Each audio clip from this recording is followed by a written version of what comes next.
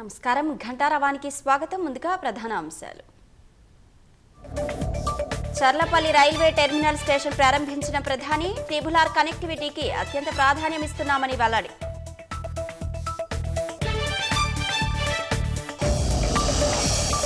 హైదరాబాద్లో అందుబాటులోకి zoo park, Aramghar పై వంతెన. దివంగత ప్రధాని మన్మోహన్ సింగ్ పేరు పెట్టాలని సర్కార్ నిర్ణయం.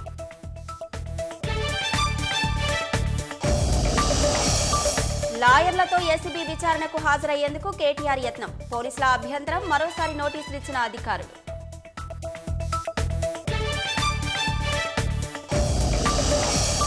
గ్రీన్కో సంస్థ ద్వారా బీఆర్ఎస్ కు 41 కోట్లు లబ్ధి చేకూరిందన్న ప్రభుత్వం. ఎలక్టోరల్ బాండ్లు ఇవ్వడం అవినీతి ఎలా అవుతుందని ప్రశ్నించిన కేటీఆర్. ఛత్తీస్గఢ్లో మందు పాత్రతో భద్రతా బలగాల వాహనం పేల్చివేత. మావోయిస్టుల దుశ్చర్యలో అమరులైన 8 మంది జవాన్లు సహా డ్రైవర్. దేశంలో ఒక్కరోజే 3 హెచ్ఎంపీవీ కేసులు నమోదు. కర్ణాటకలో 2కి, గుజరాత్లో 1కి పాజిటివ్.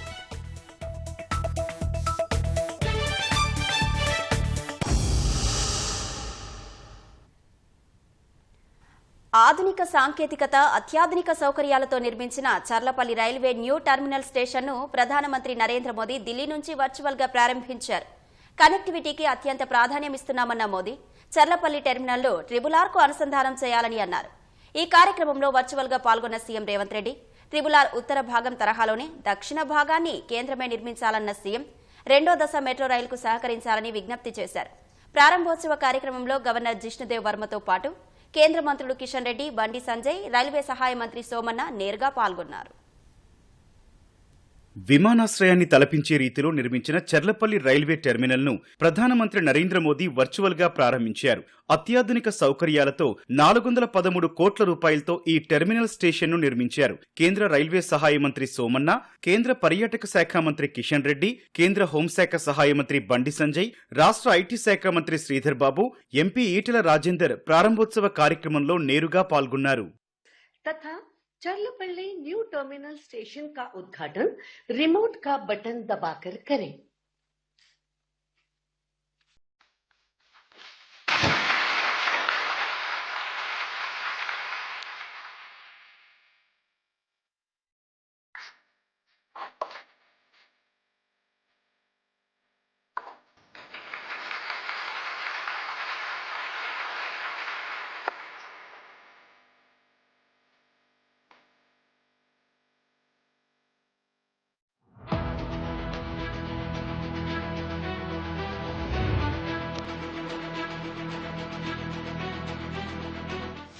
हमारी रेल न केवल देश भर को कनेक्ट करती है, बल्कि हमारी इकोनॉमी को भी लगातार गति देती है।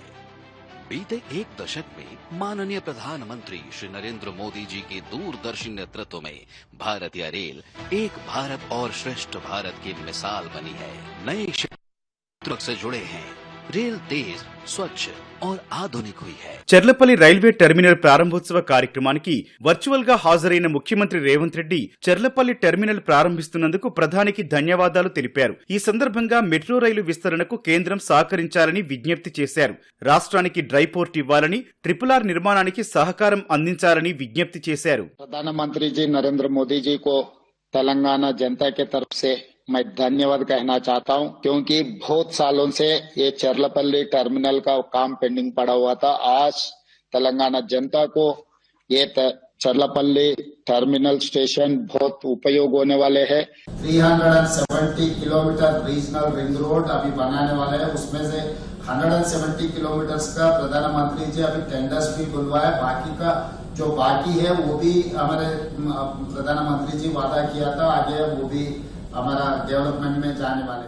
దేశంలో కనెక్టివిటీకి అత్యంత ప్రాధాన్యత ఇస్తున్నామన్న ప్రధాని కేంద్రం చర్యలతో మెట్రో నెట్వర్క్ 1000 కిలోమీటర్లకు పైగా పరిధి విస్తరించిందన్నారు. జమ్మూ కశ్మీర్, ఒడిశా, తెలంగాణలో కొత్త కనెక్టివిటీకి ఏర్పాట్లు జరిగాయన్నారు. आज भारत रेल लाइनों के 100% इलेक्ट्रिफिकेशन के करीब है. आज मुझे तेलंगाना के चर्लपल्ली न्यू टर्मिनल स्टेशन के उद्घाटन का भी अवसर मिला है. इस स्टेशन के आउटर रिंग रोड से जुड़ने से क्षेत्र में विकास को गति मिलेगी। स्टेशन पर आधुनिक प्लेटफॉर्म, लिफ्ट, एक्सेलेटर जैसी सुविधाएं हैं। ये स्टेशन सोलर ऊर्जा से संचालित हो रहा। सिकंदराबाद, हैदराबाद और काचीगुड़ा पर प्रेशर को बहुत कम करेगा। వికసిత భారత్లో భాగంగా దేశవ్యాప్తంగా 1300 రైల్వే స్టేషన్లను ఆధునీకరిస్తున్నట్లు కేంద్ర రైల్వే శాఖ సహాయ మంత్రి సోమన్న స్పష్టం చేశారు. మెట్రో నగరం హైదరాబాద్ కు అన్ని రకాల కనెక్టివిటీ పెంచుతున్నట్లు కేంద్ర మంత్రి కిషన్ రెడ్డి పేర్కొన్నారు. కాజీపేటలో రైల్ మ్యానుఫ్యాక్చరింగ్ యూనిట్, వ్యాగన్ల ఉత్పత్తి కేంద్రం పనులు శరవేగంగా సాగుతున్నట్లు తెలిపారు. ఎంఎంటీఎస్ ను యాదగిరిగుట్ట వరకు పొడిగిస్తున్నట్లు చెప్పిన ఆయన భూసేకరణకు రాష్ట్ర ప్రభుత్వం సహకరిస్తే వేగంగా పూర్తి చేస్తామన్నారు. ఈరోజు సిటీ అవుట్స్కర్ట్స్ పెరుగుతున్నటువంటి నేపథ్యంలో ఈ యొక్క టెర్మినల్ రావడంతో హైదరాబాద్ చుట్టుపక్కల జిల్లాలకు వెళ్ళడానికి ఎంతో ఉపయోగంగా ఉంటుంది. కాబట్టి ఈ యొక్క టెర్మినల్ రానున్న రోజుల్లో కీలక పాత్ర పోషిస్తుంది. వస్తు రవాణాకు కూడా చాలా ఉపయోగపడతా ఉంది. దాని ద్వారా మన తెలంగాణకు ఎంతో లాభం జరిగేటువంటి అవకాశం ఉంది. ఎంఎంటీఎస్ కూడా ఇటు నుంచి గట్కేస్కి వెళ్ళేటువంటి అవకాశం ఉంటుంది. 720 కోట్ల రూపాయలతో ఈ సికింద్రాబాద్ స్టేషన్ వస్తుంది. 350 కోట్ల రూపాయలతో నాంపల్లి రైల్వే స్టేషన్. మన తెలంగాణలో మొత్తం అమృత్ భారత్ కింద 40 రైల్వే స్టేషన్స్ ఆధునీకరిస్తా ఉన్నాం. Cherlapalli railway new terminal station ను అత్యద్భుతంగా తీర్చిదిద్దేందుకు సహకరించిన ప్రధాని మోదీ, రైల్వే శాఖ మంత్రి అశ్విని వైష్ణవ్ కు బండి సంజయ్ ధన్యవాదాలు తెలిపారు. రాష్ట్ర ప్రభుత్వం సహకరిస్తే తెలంగాణకు మరిన్ని నిధులు తెచ్చేందుకు కృషి చేస్తామని హామీ ఇచ్చారు. ఇలా అన్ని రకాల సదుపాయాలతో ప్లాట్ఫామ్స్ కానీ అన్ని సౌకర్యాలు కల్పించడం నిజంగా చాలా సంతోషం. కేంద్ర ప్రభుత్వము రాష్ట్ర ప్రభుత్వం కలిస్తేనే అభివృద్ధి సాధ్యం అనేది వాస్తవం. ఇప్పటి వరకైతే రాష్ట్ర ప్రభుత్వం సరే ఇంతో సహకరిస్తున్నది. రాబోయే రోజుల్లో కూడా కేంద్ర రాష్ట్ర ప్రభుత్వాలు రాజకీయాలన్నీ పక్కబెట్టి సహకరిస్తుంటే ఇటువంటి అద్భుతమైనటువంటి బ్రహ్మాండమైనటువంటి అభివృద్ధి కార్యక్రమాలు జరగడానికి ఆస్కారం ఉంటుంది. నరేంద్ర మోడీ ప్రభుత్వము తెలంగాణ రాష్ట్ర అభివృద్ధికి సహకరించడానికి పక్కా సిద్ధంగా ఉంది. తెలంగాణ రాష్ట్రానికి దాదాపు 1,00,000 కోట్ల రూపాయలకు పైగా నేషనల్ హైవేస్ కోసం ఇలా కేంద్ర ప్రభుత్వం సహకరిస్తున్నది. ఇంకా నిధులు తీసుకొస్తాం. ఇంకా తెలంగాణ రాష్ట్రానికి అభివృద్ధికి పక్కా సహకరిస్తాం. చెర్లపల్లి రైల్వే న్యూ టెర్మినల్లో 6 ఎస్కలేటర్లు, 7 లిఫ్టులు, 7 బుకింగ్ కౌంటర్లతో పాటు పురుషులు, మహిళలకు వేర్వేరు వెయిటింగ్ హాళ్లు, హైక్లాస్ వెయిటింగ్ ప్రదేశం, గ్రౌండ్ ఫ్లోర్ లో ఎగ్జిక్యూటివ్ లాంజ్ ను ఏర్పాటు చేశారు. ఫస్ట్ ఫ్లోర్ లో కెఫెటేరియా, రెస్టారెంట్, రెస్ట్ రూమ్ సౌకర్యాలున్నాయి. ప్రయాణికుల రాకపోకలకు విశాలమైన స్థలంతో పాటు ముందు వైపు ప్రకాశవంతమైన లైటింగ్ తో అద్భుతమైన ఎలివేషన్ ను రూపొందించారు. చెర్లపల్లి రైల్వే టెర్మినల్లో మొత్తం 9 ప్లాట్ఫామ్లుండగా వాటిలో 2ంటిని ఎంఎంటీఎస్ లకు మాత్రమే కేటాయించారు. చెర్లపల్లి రైల్వే టెర్మినల్ నుంచి ప్రస్తుతం 13 జతల రైళ్లు రాకపోకలు సాగిస్తుండగా కొత్త టెర్మినల్ నుంచి మరో 12 జతల రైళ్లు నడిపించేందుకు రైల్వే శాఖ సిద్ధమవుతోంది. ఢిల్లీ, చెన్నై, విశాఖపట్నం, కోల్కతా మార్గాల్లో వెళ్లే రైళ్లను చెర్లపల్లి నుంచి నడిపించనున్నట్లు అధికారులు తెలిపారు. ఈ టెర్మినల్ అందుబాటులోకి రావడంతో హైదరాబాద్, సికింద్రాబాద్, కాచిగూడ రైల్వే స్టేషన్లపై ప్రయాణికుల భారం తగ్గనుంది.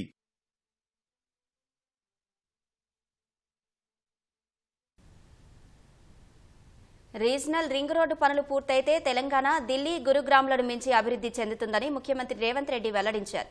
హైదరాబాద్ జూ పార్క్ నుంచి ఆరంఘర్ వరకు 6 వరుసల్లో నిర్మించిన పై వంతెనను సీఎం ప్రారంభించారు. సుమారు 800 కోట్ల రూపాయలతో 4 కిలోమీటర్ల మేర నిర్మించిన ఈ పై వంతెన పీవీ ఎక్స్ప్రెస్ ఫ్లైఓవర్ తర్వాత రాష్ట్రంలోనే రెండో అతిపెద్దదిగా నిలిచింది. ఈ వంతెనకు మాజీ ప్రధాని దివంగత మన్మోహన్ సింగ్ పేరు పెట్టిన సీఎం హైదరాబాద్ అభివృద్ధికి ఎంఐఎంతో కలిసి నడుస్తామని వెల్లడించారు. హైదరాబాద్లో మరో భారీ పైవంతెన అందుబాటులోకి వచ్చింది. పాతబస్తీ ప్రాంతంలో ట్రాఫిక్ కష్టాలు తీర్చేలా జూ పార్క్ నుంచి ఆరంఘర్ వరకు 6 వరుసల్లో నిర్మించిన ఫ్లైఓవర్ను సీఎం రేవంత్ రెడ్డి ప్రారంభించారు. మంత్రి శ్రీధర్ బాబు, ఎంపీ అసదుద్దీన్ ఓవైసీ, ఎమ్మెల్యే అక్బరుద్దీన్ ఓవైసీ, నగర మేయర్ తదితర అధికారులు పాల్గొన్నారు. వైఎస్ఆర్ హయాంలో 11.5 కిలోమీటర్ల మేర అతిపెద్ద పైవంతెన నిర్మాణం జరిగిందన్న సీఎం మళ్లీ కాంగ్రెస్ అధికారంలోకి రాగానే రెండో అతి పొడవైన పైవంతెన నిర్మించినట్లు స్పష్టం చేశారు. రోడ్ల విస్తరణ, మెట్రో నిర్మాణం, ఉపాధి అవకాశాలు మెరుగుపర్చాల్సి ఉందన్న రేవంత్ రెడ్డి సమస్యలు ఒక్కొక్కటిగా పరిష్కరించు వస్తున్నామని తెలిపారు. ఈ నగర అభివృద్ధిలో మెట్రో విస్తరించాల్సిన అవసరం ఉన్నది. గోదావరి జలాలను తీసుకురావాల్సిన అవసరం ఉన్నది. మూసీ నదిని పునరుజ్జీవింపజేయాల్సిన అవసరం ఉన్నది. ఈ హైదరాబాద్ సిటీని లేక్స్ అండ్ రాక్ సిటీగా ప్రపంచంలోని ఒక గొప్ప పేరు నిజాం సర్కార్ ఆనాడు హైదరాబాద్ నగరానికి తీసుకొచ్చిండు. ఇవాళ ఆనాడు నిజాం చేసిన అభివృద్ధిని పరిరక్షించుకుంటే ప్రపంచ చిత్రపటంలో హైదరాబాదు నగరంతో పోటీ పడే నగరమే లేదు. కానీ కాలక్రమేణా కబ్జాదారులు లేదా ఆక్రమించుకోవడం వల్ల హైదరాబాదు నగరం యొక్క సుందరీకరణ దెబ్బతింటున్నది. ఈ రోజు హైదరాబాదు నగరంలో చిన్న వర్షం వచ్చినా వరదలు వస్తున్నాయి, ట్రాఫిక్ జామ్లు అవుతున్నాయి. వీటన్నిటిని కూడా పరిష్కరించుకోవాలన్న ఆలోచనతోనే ఈ రోజు మన ప్రభుత్వం ముందుకు వెళ్తుంది. హైదరాబాద్ అభివృద్ధి కోసం కాంగ్రెస్ సర్కార్ ప్రణాళికతో ముందుకెళ్తోందని ముఖ్యమంత్రి రేవంత్ రెడ్డి వెల్లడించారు. మెట్రో విస్తరణ, ట్రిబుల్ నిర్మాణం తదితర అంశాలను ప్రధాని దృష్టికి తీసుకెళ్లాలని తెలిపారు. హైదరాబాద్ ఓల్డ్ సిటీ కాదు, ఒరిజినల్ సిటీగా అభివర్ణించిన సీఎం ఈ నెల 11 లేదా 12 తేదీల్లో ఎంఐఎం నేతలను సచివాలయానికి ఆహ్వానించి నగర అభివృద్ధిపై చర్చిస్తామని తెలిపారు. మీరాలం ట్యాంకుపై కేబుల్ వంతెన నిర్మాణం, చార్మినార్లో కాలినడక బాటలకు నిధులు విడుదల చేస్తామని సీఎం రేవంత్ తెలిపారు. मैं ये नहीं सोचा वो भारतीय जनता पार्टी का और मैं कांग्रेस का, ऐसा सोचे तो काम नहीं होने वाले हैं. जब काम लेना है तो बराबर हिस्सा मांग के लेंगे. वो हिस्सा हमारे हैं, हमारे हिस्सा हम लेकर रहेंगे. इसीलिए मैं मोदी जी से कहा आप हमारे मेट्रो का परमिशन तुरंत दे दो. उसके अलावा मैं मोदी जी से पूछा हमारे मूसी का भी आपके ने पेंडिंग है. आउटर रिंग रोड के साथ साथ आज हम लोग रीजनल रिंग रोड बना रहे. वो रीजनल रिंग रोड आए तो तेलंगाना में इतना इन्वेस्टमेंट्स आ जाएंगे, तेलंगाना एकदम तरक्की आगे जाने वाले. जैसा दिल्ली, गुड़गांव, हरियाणा है, वो दो मिलाए तो हैदराबाद शहर के सामने, तेलंगाना के सामने छोटे हो जाएंगे. इसीलिए आज ये जो तेलंगाना रीजनल रिंग रोड के साथ रीजनल रिंग रेल भी हम मांगा था नरेंद्र मोदी जी से. तो इसीलिए अगर हैदराबाद और तेलंगाना राज्य का तरक्की के लिए मोदी जी से लड़ना है तो मोदी जी से लड़ूंगा. असदुद्दीन ओवैसी साहब से मिलना है तो असदुद्दीन ओवैसी साहब से मिलकर हैदराबाद शहर को तरक्की करने में मैं कोशिश करूंगा. జూ పార్క్ ఆరంగర్ ఫ్లైఓవర్ను గతేడాది డిసెంబర్లోనే ప్రారంభించాల్సి ఉండగా సర్వీస్ రోడ్డుకు సంబంధించి భూసేకరణ ఆలస్యం కావడంతో వాయిదా పడింది. ప్రభుత్వం జోక్యం చేసుకుని అవసరమైన నిధులు మంజూరు చేయడంతో పనులు తుది దశకు చేరుకున్నాయి. 799 కోట్ల రూపాయలతో నిర్మించిన ఫ్లైఓవర్ పాతబస్తీ నుంచి బెంగళూరు జాతీయ రహదారి శంషాబాద్ విమానాశ్రయానికి సులువుగా వెళ్లేందుకు ఉపయోగపడనుంది. గతంలో ఈ ప్రాంతంలో జూ పార్క్ నుంచి ఆరంగర్ వెళ్లేందుకు గంట నుంచి గంటన్నర పట్టగా ఇప్పుడు 20 నిమిషాల్లోనే చేరుకోవచ్చు. మాజీ ప్రధాని పివి నరసింహారావు, ఆర్థిక మంత్రి మన్మోహన్ సింగ్ ఆర్థిక సంస్కరణలు అమలు చేసి దేశాన్ని దివాలా తీయకుండా రక్షించారని సీఎం తెలిపారు. ఇప్పటికే పివి నరసింహారావు ఎక్స్ప్రెస్ ఫ్లైఓవర్ ఉన్న నేపథ్యంలో కొత్త పైవంతలకు డాక్టర్ మన్మోహన్ సింగ్ పేరు పెడుతున్నట్లు ప్రకటించారు. వారం రోజుల్లో ఉస్మానియా ఆసుపత్రి నూతన భవనానికి శంకుస్థాపన చేస్తానని తెలిపారు.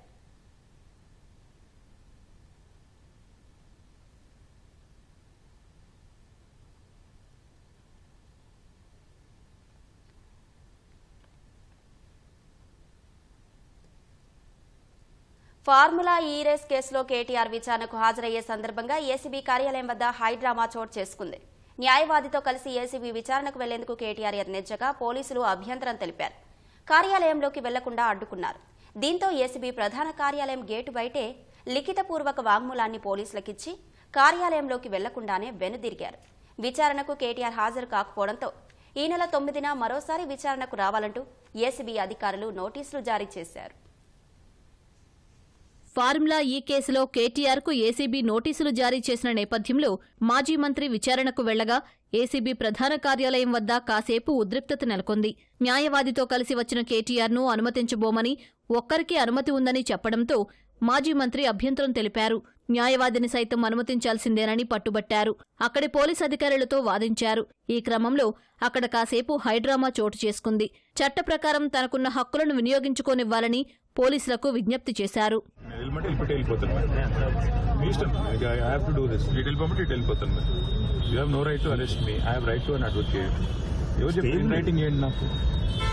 పద్ధతి కాదు కదా, మర్యాదగా మీతో కోఆపరేట్ చేస్తుంటే మీరు ఇంతమందిని పెట్టి అడావుడి ఎందుకు చెప్పండి. రైట్ టు అని అడ్వకేట్ ఆడ పోయినాక వాళ్ళని చెప్పమని మీరెందుకు చెప్తుంది.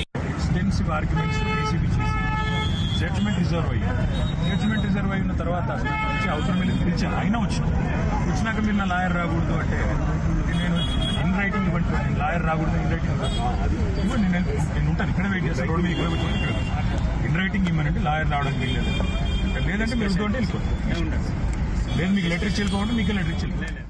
ఇవాళ నేను అడిగేది ఏంటంటే మొన్న నరేందర్ రెడ్డికి జరిగింది, ఇవాళ నాకు జరగదని గ్యారంటీ ఏంది? నరేందర్ రెడ్డి ఈయన స్టేట్మెంట్ ఇచ్చినట్టు, కన్ఫెషన్ ఇచ్చినట్టు, అనవసరంగా నా పేరు చెప్పినట్టు లేనిపోని పుకార్లు వీళ్ళే సృష్టించిన పోలీసు వాళ్ళు మీడియాకు లీక్లు ఇచ్చాను. ఇలా నాకు కూడా అట్లే చేస్తారనేది నా డౌట్. నేను ఇక్కడ రాగానే నా ఇంటి మీద రేడ్ చేయాలని చెప్పి వాళ్ళు ప్లాన్ చేసుకున్నారు. తప్పకుండా నా ఇంటి మీద రేడ్ చేస్తే కూడా రేవంత్ రెడ్డి గారు ఇచ్చిన 2 చిట్టీలు, అవసరమైతే ఇంకో 2 ఏమైనా సృష్టించి అని లిరికిచ్చి కావాలని బదనాం చేయాలన్న చిల్లర ప్రయత్నం వాళ్ళు చేస్తున్నారు. నా హక్కుల కోసం తప్పకుండా నేను కొట్లాడతాను. న్యాయవాదుల సమక్షంలో ఎంక్వైరీ చేయాలని కోరుతున్నా, తప్పే ఉంది. కొంత సమయం అక్కడే నిరీక్షించిన కేటీఆర్ అధికారుల నుంచి ఎలాంటి స్పందన లేకపోవడంతో లిఖితపూర్వక వాంగ్మూలాన్ని ఏసీబీకి చెందిన డీఎస్పీ స్థాయి అధికారికి ఇచ్చి అక్కడి నుంచి వెనుదిరిగారు. కేసుకు సంబంధించిన సమాచారం, పత్రాలు ఇవ్వాలని అందులో కేటీఆర్ పేర్కొన్నారు. కేసుకు సంబంధించిన తీర్పు హైకోర్టు రిజర్వ్ చేసిందని, తీర్పు వెలువడే వరకు విచారణ వాయిదా వేయాలని దర్యాప్తు సంస్థను కోరారు. హైకోర్టు తీర్పు అనంతరం అందుకు అనుగుణంగా తదుపరి చర్యలు తీసుకోవచ్చని కేటీఆర్ పేర్కొన్నారు. చట్టాన్ని గౌరవించే పౌరుడిగా రాజ్యాంగ, చట్టపరమైన హక్కులకు లోబడి విచారణకు సహకరిస్తానని తెలిపారు.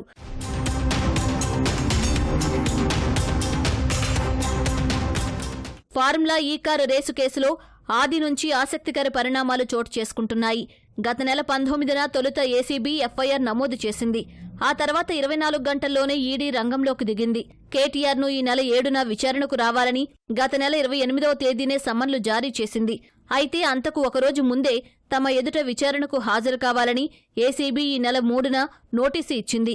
ఈ నేపథ్యంలోనే హైదరాబాద్ నందినగర్లోని తన నివాసం నుంచి విచారణకు కేటీఆర్ బయలుదేరారు. ఏసీబీలోని ప్రత్యేక దర్యాప్తు విభాగం సెంట్రల్ ఇన్వెస్టిగేటివ్ యూనిట్ ఆధ్వర్యంలో కేటీఆర్ విచారణ జరపాలని నిర్ణయించింది. ఏసీబీ విచారణకు కేటీఆర్ రానున్న నేపథ్యంలో భారీగా బీఆర్ఎస్ నేతలు వచ్చే అవకాశం ఉందన్న సమాచారంతో ఏసీబీ ప్రధాన కార్యాలయం వద్ద పోలీసులు భారీగా మోహరించారు. ఏసీబీ కార్యాలయానికి వచ్చే 2 దారుల వద్ద బారికేడ్లు పెట్టిన అధికారులు భారీ బందోబస్తు ఏర్పాటు చేశారు. గులాబీ పార్టీలోని పలువురు కీలక నేతలను గృహ నిర్బంధం చేశారు.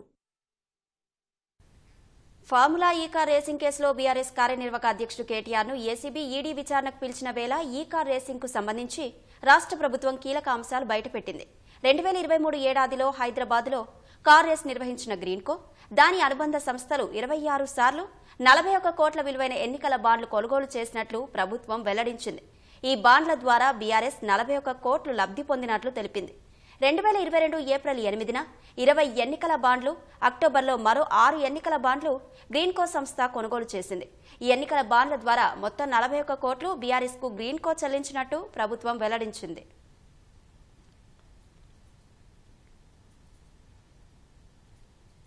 గ్రీన్కో కంపెనీ 2022లో ఎలక్టోరల్ బాండ్లు ఇస్తే ఫార్ములా ఈ రేసు ఒప్పందం 2023లో జరిగిందని బీఆర్ఎస్ కార్యనిర్వాహక అధ్యక్షుడు కేటీఆర్ చెప్పారు. పార్లమెంట్ ఆమోదించిన ఎలక్టోరల్ బాండ్లు ఇవ్వటం అవినీతి ఎలా అవుతుందని ప్రశ్నించారు. గ్రీన్కో కంపెనీ కాంగ్రెస్, బీజేపీలకు కూడా ఎలక్టోరల్ బాండ్లు ఇచ్చిందని పేర్కొన్నారు. దేశవ్యాప్తంగా అన్ని పార్టీలకు వచ్చిన ఎలక్టోరల్ బాండ్లపై చర్చకు సిద్ధమని కేటీఆర్ సవాలు చేశారు. ఫార్ములా ఈ రేస్ కారణంగా గ్రీన్కో నష్టపోతే తమకు ఎలా లబ్ధి చేకూరుస్తుందని కేటీఆర్ ప్రశ్నించారు. విచారణ పేరుతో కేటీఆర్ను ఏసీబీ ఇరికించాలనే పన్నాగం రక్తి కట్టినందుకే గ్రీన్కో ఎలక్టోరల్ బాండ్లను తెరపైకి తెచ్చారని మాజీ మంత్రి జగదీష్ రెడ్డి విమర్శించారు. మోసపోయిన రైతులు తిరగబడుతుంటే దాన్ని పక్కదారి పట్టించేందుకే ఇవన్నీ చేస్తున్నారని మండిపడ్డారు. మనం రాష్ట్ర ప్రభుత్వంగా కేటీఆర్ గారి శాఖ నుంచి ఇచ్చిందేమో ఫార్ములా ఈకి, ఇందులో గ్రీన్ కోడ్కి ఎక్కడం పైసలు పోలే, మనకి లాభం జరగలే. నిజమే వీళ్ళు ఏందో కనిపెట్టినట్టు రేవంత్ రెడ్డి సిబిఐ కంటే మించి, ఎఫ్బిఐ కంటే, రా కంటే, కేజీబీ కంటే, మొస్సాద్ కంటే మించి ఏదో ఏడాది కాలం వెతికి పట్టుకుంటే ఇవాళ రాత్రి పొద్దున దొరికిందని చెప్పబడిన ఆ గ్రీన్కో ఎలక్ట్రల్ బాండ్స్ విషయం, దానికి ఏం సంబంధం? ఏం లేదు. దీంట్లో సాపుగా ఉన్నట్టుగా చెప్తా ఉన్నా. పొదువుగా మళ్ళీ టీవీలలో చర్చలు అవుతాయి. ఇవాళ కేటీఆర్ గారు ఏదైతే వాళ్ళు ఊహించిన పద్ధతుల్లో ఆయన తప్పించుకోకుండా ఇంట్లో కార్యం ఉన్నప్పటికీ, విషయం కోర్టులో ఉందని దాని ద్వారా పోకుండా ఉండే అవకాశం ఉన్నప్పటికీ తనను తన నిజాయితీ నిరూపించుకోవడం కొరకు ఒక బాధ్యత గల చట్టాన్ని గౌరవించే పౌరుడిగా ఏదైతే పోయిండో ఆ విషయమే చర్చలో ఉంటుంది. ఇవాళ మొత్తం మా పరువు పోతుంది అని చెప్పి సాయంత్రం చర్చలలోకి ఈ విషయాన్ని తేవడం కొరకు మాత్రమే చేసిన చిల్లర ప్రయత్నం ఇది. ఇక సాయంత్రం టీవీలో డిబేట్లలో దీమే మాట్లాడాలి అందరూ. ఈ డైవర్షన్ పాలిటిక్స్ కాపాడలేవు రేవంత్ నిన్ను. ఛత్తీస్గఢ్లోని బీజాపూర్లో నక్సలైట్లు మందుపాత్ర పేలుడుకు పాల్పడ్డారు. ఈ ఘటనలో జిల్లా రిజర్వ్ గార్డు దళానికి చెందిన 8 మంది జవాన్లు సహా ఒక స్థానిక డ్రైవర్ మృతి చెందారు. మరో 3 పరిస్థితి విషమంగా ఉంది. భద్రతా బలగాలు ప్రయాణిస్తున్న వాహనం కుత్రు అటవీ ప్రాంతంలోని ఓ మార్గం వద్దకు రాగానే మావోయిస్టులు మందుపాత్రను పేల్చారు. ఈ ఘటనలో రోడ్డుపై భారీ గుంత ఏర్పడింది. పోలీసు వాహనం తుక్కుతుక్కైంది. దంతెవాడ, నారాయణపూర్, బీజాపూర్ సరిహద్దుల్లో పోలీసులతో కలిసి సంయుక్త ఆపరేషన్ నిర్వహించి తిరిగి వెళ్తుండగా దారిలో కాపు కాసిన నక్సలైట్లు ఐఈడీని పేల్చారు. కొన్ని రోజులుగా ఛత్తీస్గఢ్లో నక్సల్స్ ఏరివేత కార్యకలాపాలన్నీ భద్రతా బలగాలు ముమ్మరం చేశాయి. శనివారం అబూజ్మడ్ అడవుల్లో జరిగిన ఎన్కౌంటర్లో 5 నక్సలైట్లు చనిపోయారు. అందుకు ప్రతీకారంగానే నక్సలైట్లు ఈ దాడికి తెగబడ్డట్లు తెలుస్తోంది. ఈ అంశంపై మావోయిస్టులు ఇంకా ఎలాంటి ప్రకటన విడుదల చేయలేదు. 2-3 दिनों से जिला बीजापुर, नारायणपुर और दंतेवाड़ा के सीमावर्ती इलाके में सुरक्षा बल द्वारा अभियान संचालित की जा रही थी. इस अभियान में टोटल अब तक 5 माओवादियों की डेड बॉडी रिकवर की गई थी. हमारे एक जवान मुठभेड़ में उनका शहादत भी हुआ. तत्पश्चात अभियान के बाद सर्चिंग को पूर्ण करके सुरक्षा बल द्वारा वापस बेस कैंप आ रहे थे. इस दौरान जिला बीजापुर की बेदरे एवं कुट्टू के बीच में अम्बेली के पास माओवादी द्वारा लाए गए एक आईडी ब्लास्ट की चपेट में आने से हमारा एक वाहन आईडी के चपेट में आ गई थी. उसमें सवार हमारा 8 DRG दंतेवाड़ा के जवान का शहादत होगी, तो उसके एक ड्राइवर का भी शहादत होगी.